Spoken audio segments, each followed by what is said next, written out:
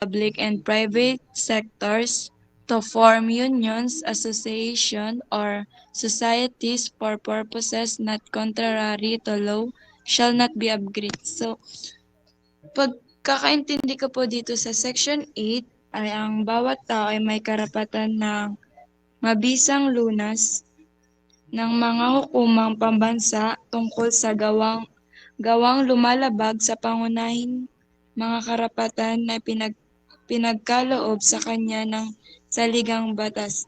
Tsaka po, hindi dapat hadlang ang karapatan ng mga taong bayan, kabilang ang mga naglilingkod sa publiko at pribadong sektor na matatag ng mga asosasyon, mga union o kapinsanan sa mga layuning hindi lalabag sa batas.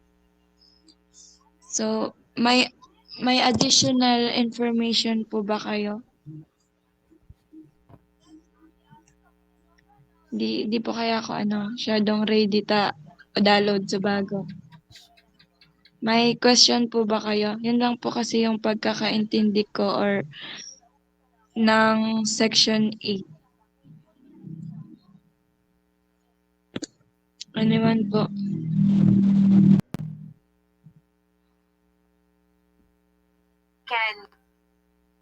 Ganing nakabantay mo that our poor are not allowed to. King Oda na po sa next Go reporter na anywhere po. we Thank want. you po. A lawful order. Okay.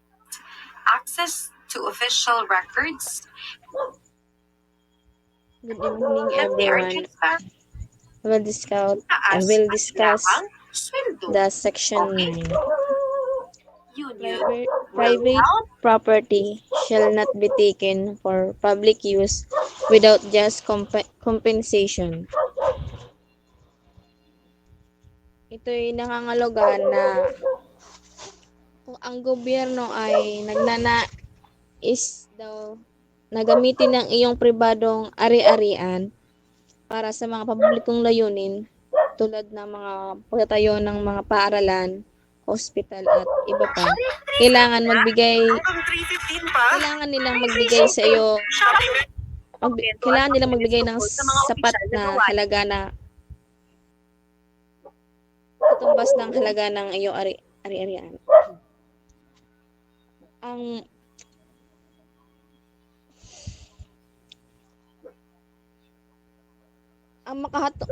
makatungura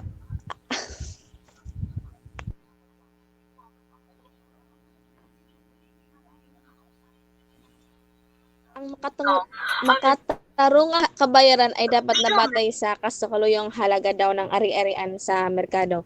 Kung ito ay maaring ituring na paglabag sa iyong karapatan bilang isang mamamayan na nakasaad sa ating konstitusyon.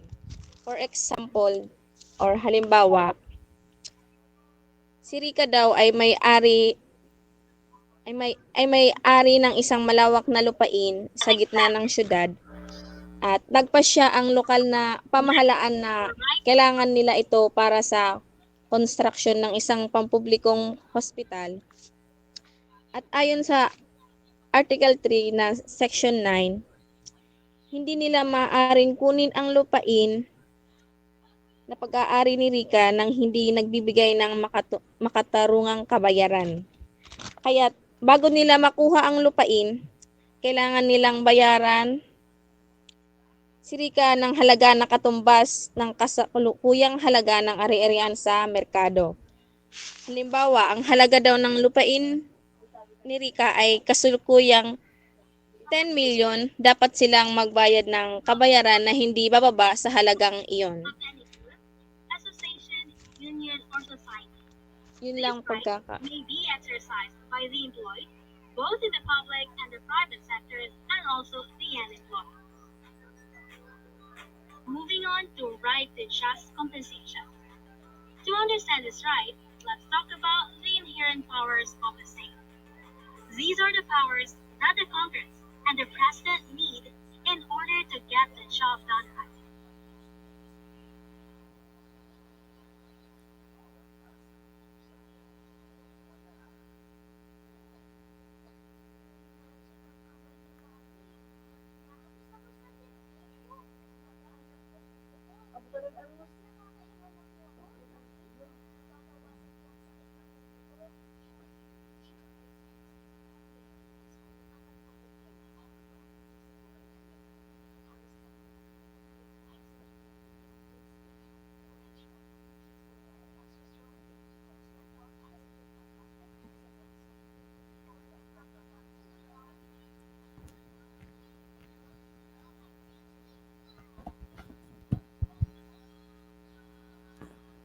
Isay ko na pwede mag-share screen.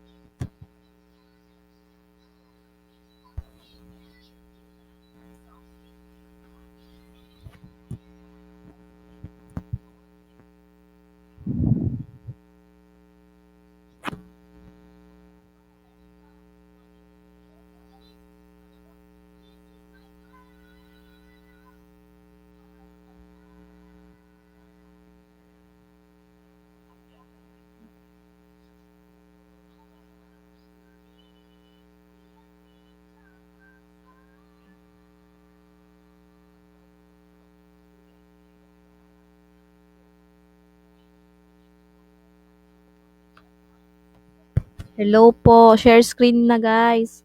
Ako nalagad po ulit. Taray ko. Diba, ano ko sa...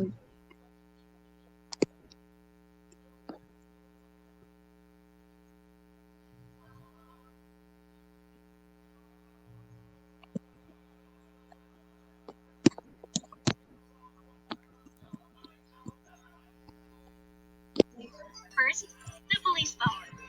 Second, the power of taxation. Sorry na po. And last, the power of eminent domain. First, police power. Pati na to. This is the power to enact regulations for the health, safety, the power of eminent domain. Second, now let's talk the contract.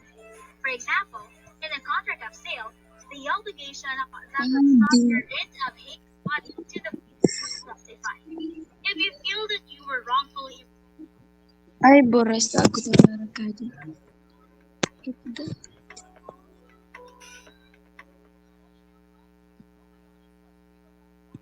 Let po. Decide where to live, we can decide immediately if we want to transfer residence, but that is not applicable all the time, most especially if there is already an order from the court.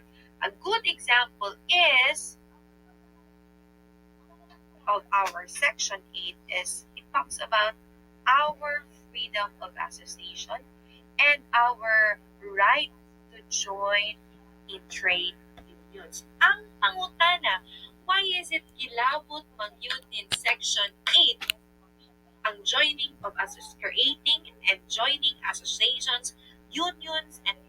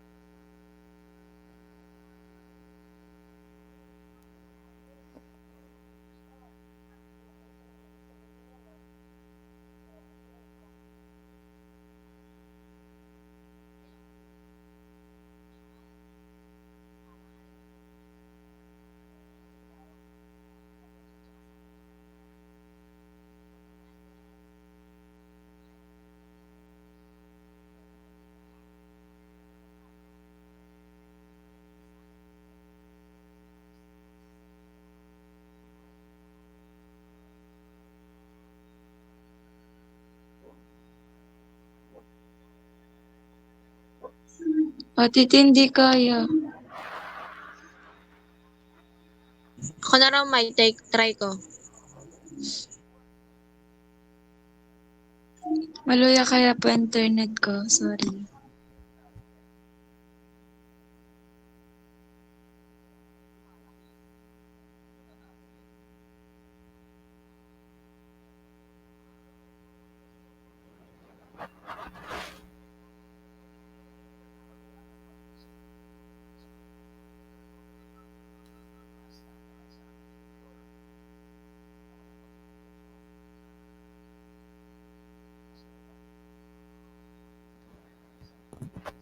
Okay na yan. Okay na yan, Arog kan, dyan hindi mo na pag full screen.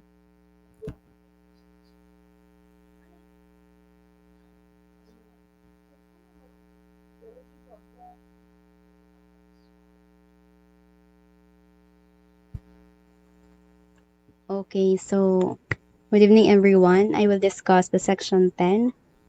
And this section 10 talks about no law impairing the obligation of contracts shall be passed.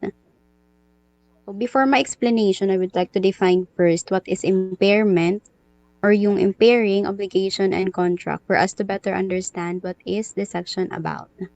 So yung impairment po, it is anything that diminishes the efficacy of contract or when the terms or conditions are changed, altered by law or party without consent of the other party, thereby weakening the positions of or rights. Kumbaga ito yung pagkasira nung isang bagay. And obligation, it is a juridical necessity to give, to do or not to do, and obligation contract or obligation of contract is the law or duty which binds the parties to perform their undertaking or agreement according to its term and intent. And yung contract naman, it is any lawful agreement on property or property rights, whether real or personal, tangible or intangible. So this constitution says na no law impairing the obligation of contracts shall be passed. Kumbaga, the government cannot pass a law that will affect or that has a negative effect sa citizens' obligation on a contract, and a contract must be followed with no way to get out of it. So, kumbaga, if there is a contract, hindi na dapat mag-pass ang court ng batas na pwedeng sumira or mag-alter sa contract na yon, since we know that contract, kapag hindi nasunod yung tinatawag nating contract or kumbaga kung kumbaga hindi nasunod, may tinatawag tayong breach of contract, na kapag na-breach natin yung contract, may mga penalties or consequences na ang kadalasan na alam natin naman na penalties kapag nag-breach ng contract is pera ang bayad. And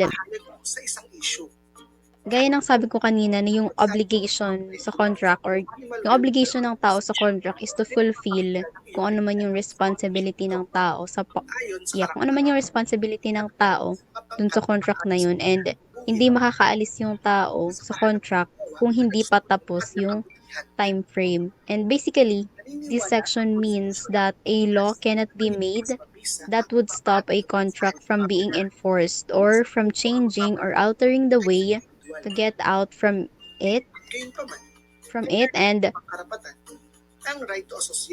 yun nga, walang way para makaalis ka dun sa contract na yun unless tapos na yung time frame ng contract. But sabi nga dito, magkaiba ang sitwasyon ng mga public at private employee.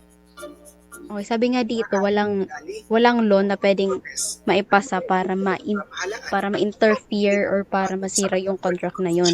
But there is a limitation. So kung yung law daw na ipapasa ay is a proper practice or proper exercise of police power, it can prevail over the contract. So regardless daw kung ano man yung contract, yung law pwede siyang maipasa basta for the general welfare of the citizen. So say for example, i-relate natin siya sa COVID-19.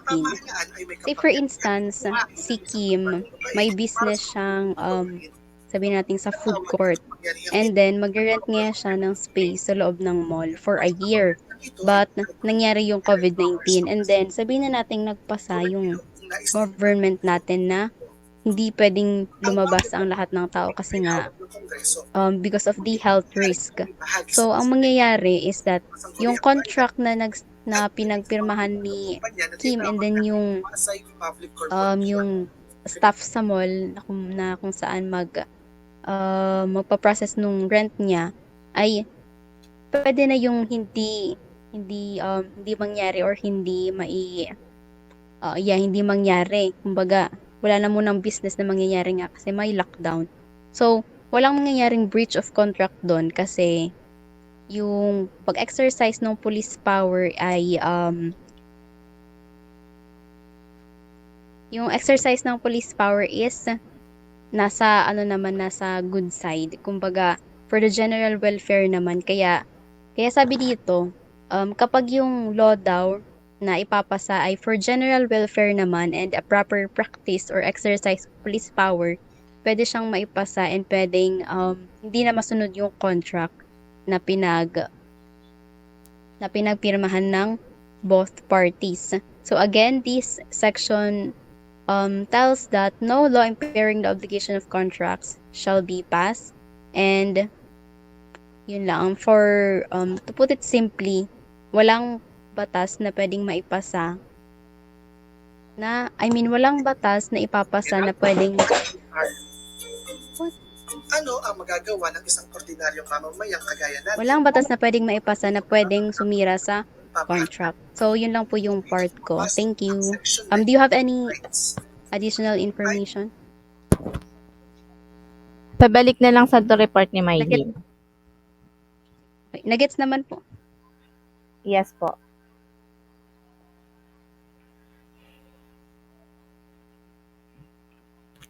So, sa section 8, nagabil kaya ako subago, tapos nagpa-next slide si Mylene. Sorry po, Ate Tin.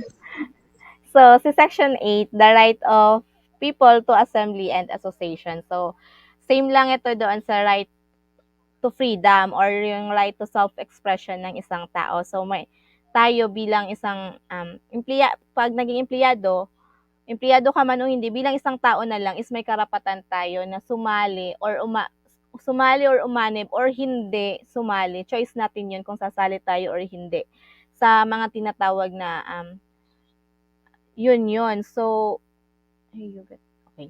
So, sa mga tinatawag na union. So, yung mga unions na to ay halimbawa yung mga grupo ng mga teacher, halimbawa na lang, is yung grupo ng mga teacher. So, sa isang, sabihin na natin sa BCC ngaya is may union yung mga teacher sa BCC. So, yung union na yun is, yun yung parang magiging bosses ng mga kaguruan sa BCC para iparating sa nakakataas kung ano man yung gusto nila. Halimbawa, dagdag sahod or bawas ng oras ng gawain. So, yun. So, yung gobyerno kasi natin is naniniwala siya na mas madali or mas maayos yung pag-disseminate ng information kung may isang grupo na hawak sa isang organisasyon. So, sabi dito, for purposes not contrary to law shall not be abridged. So, dapat yung gagawin na union natin is dapat hindi siya nakakaapekto or nakakagulo. So, halimbawa nito is yung mga strikes, di ba? Kadalasan is may mga strikes, lalong-lalo na yung mga driver. So, karapatan nila yung mag-strikes. Unless,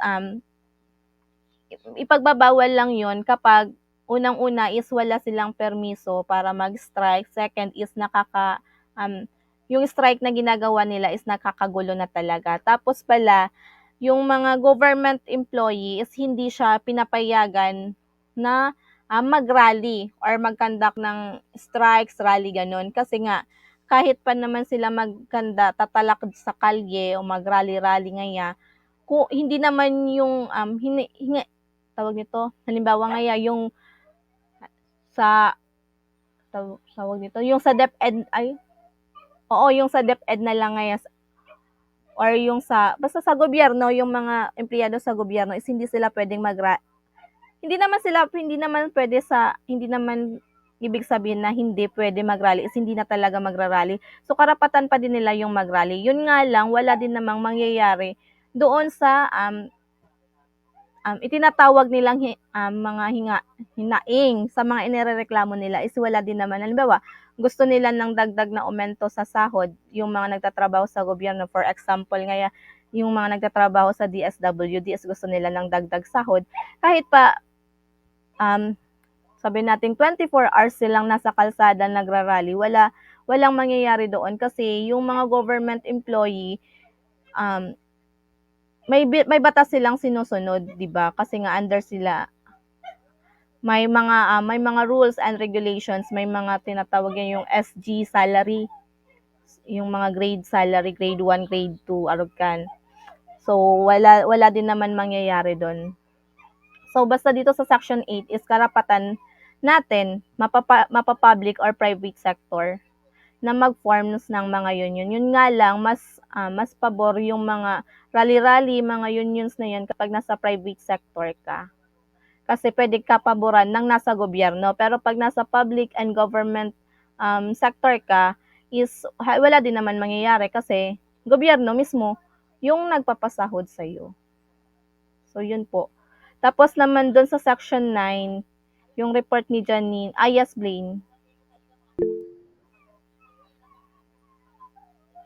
Ate Tin, curious na kaya ako, 'di ba sabi mo, pag government employee, di pwedeng mag-rally ngayon. What if so reason ko pag rally is di man about sa to profession na say for instance ngayon, ako as a teacher gusto kong mag-rally tungkol sa to sa jeepney phase out or sa to about sa Israeli and Palestinian war. So pwedeng mag-join a teacher sa Arugkan?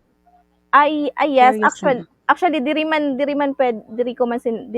exactly bawal sila mag-rally. So pag rally kaya nila is about sa government kaya halimbawa sa teacher is nag-i-aim ng dagdag sahod. Wala din naman mangyayari doon sa panawagan nila na dagdag sahod kasi hindi yun basta-basta aproban ng gobyerno kasi nga yung gobyerno yung mga teacher is under ng government employees sila, 'di ba? So may mga sinusunod sila pagdating sa pagtaas ng sahod or sa pagbibigay ng aumento sa sahod. Pero pag sa sinasabi mong so parang public concerns ngayon, pwede silang mag-join.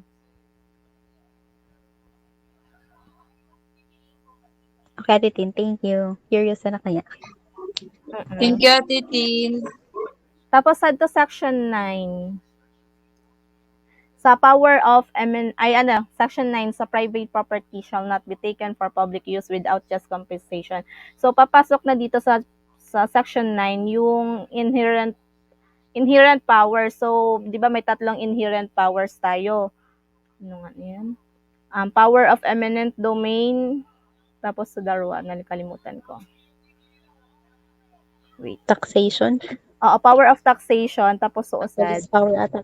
Yan, police power. So, sa section 9, pasok dito yung power of eminent domain. So, yung power of eminent domain is hawak siya ng Kongreso, pero pwede siyang ipasa sa presidente, sangguniang bayan, tapos sa quasi-public private corporations, yung sabi ditong private property.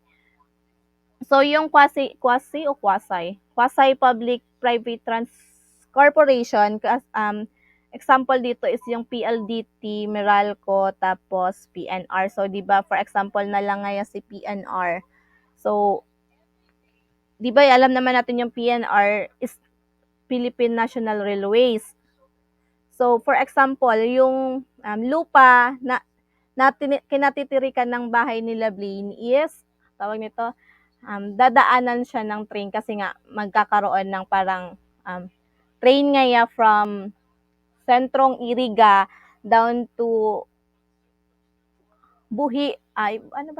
down to upper part ng Iriga, tapos yung daan is papunta doon kay Blaine, tapos masasakop yung bahay nila. So, hindi siya pwedeng basta-basta na lang kunin ng gobyerno yung bahay nila Blaine nang hindi binabayaran ng sapat, 'di ba? Yung sa just compensation na kung ano dapat yung halaga ng lupa is ganun din dapat yung bayad. So, hindi siya pwedeng kamkamin na lang basta-basta ng gobyerno.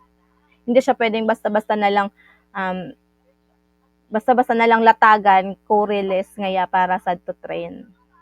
Parang arugan. So, dapat may sapat na kabayaran. Tapos may due process sa batas.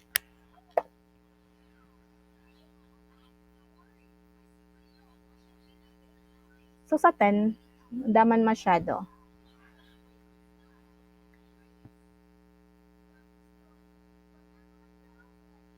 So, I guess okay na.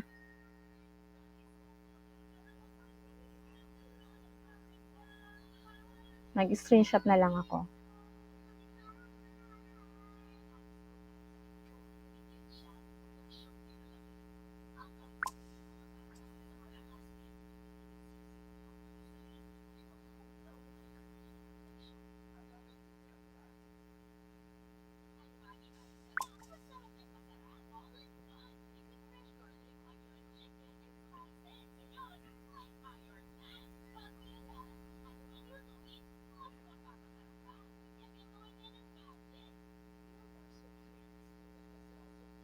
So, tapos nakita. Ate Tin, as ko lang Ate Tin, king namin kita mig submit sa to GCash.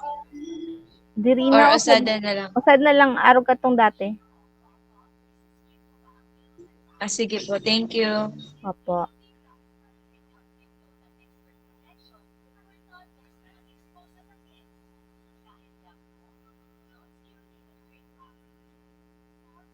Isa academic end. Ika na ata, Blaine, ika man nagpoon. Sige po. So, that is all for our brainstorming activity, and I hope that we've gained knowledge from from the section 2 up to section 10. So, thank you everyone and good night po. Good evening. Good night.